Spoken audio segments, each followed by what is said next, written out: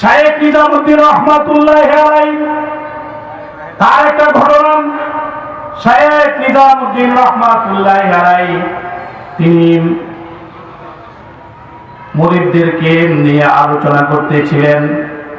এমন সময় একজন ব্যক্তি শায়েখ নিজামুদ্দিন রহমাতুল্লাহি আলাইহির কাছে এসে বললেন, হুজুর, আমার একটি পেরেশানি, এই পেরেশানি সম্পর্কে তার থেকে পরিত্রাণ পাওয়ার জন্য আপনি আমাকে একটু বলুন।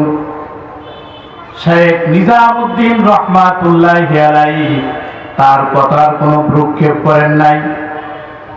কয়েকবার যখন বলছেন, শায়েখ নিজামুদ্দিন রহমাতুল্লাহি আলাইহি তিনি বিরক্ত হয়ে আবার বলছেন, ভাই রে, তুমি একটা পেরেশানি নিয়ে আমার কাছে আসলেন, আর আমি নিজামুদ্দিনের 4টা পেরেশানি, এই 4টা পেরেশানি আমাকে করে করে কাটছে।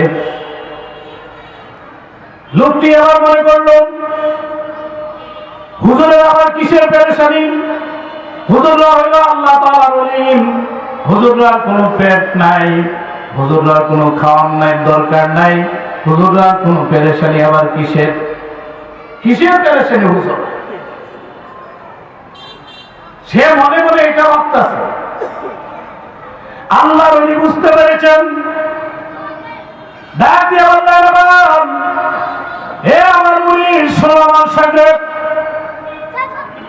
আমার 1 নম্বর পেরেশানি হলো, আল্লাহ তাআলা কোরআনে পাকের মধ্যে সূরা লুকমানের মধ্যে বলছেন, ওয়া ইয়ালামু মা ফিল আরহাম, আল্লাহ তাআলা ভালো জানেন মার পেটের সন্তানটা ভালো হবে না মন্দ হবে।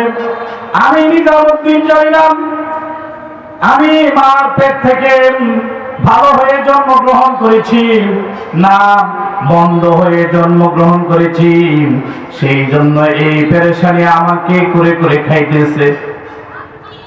মুরিদরা মাথাটা একটু নিচের দিকে নিয়ে নিল।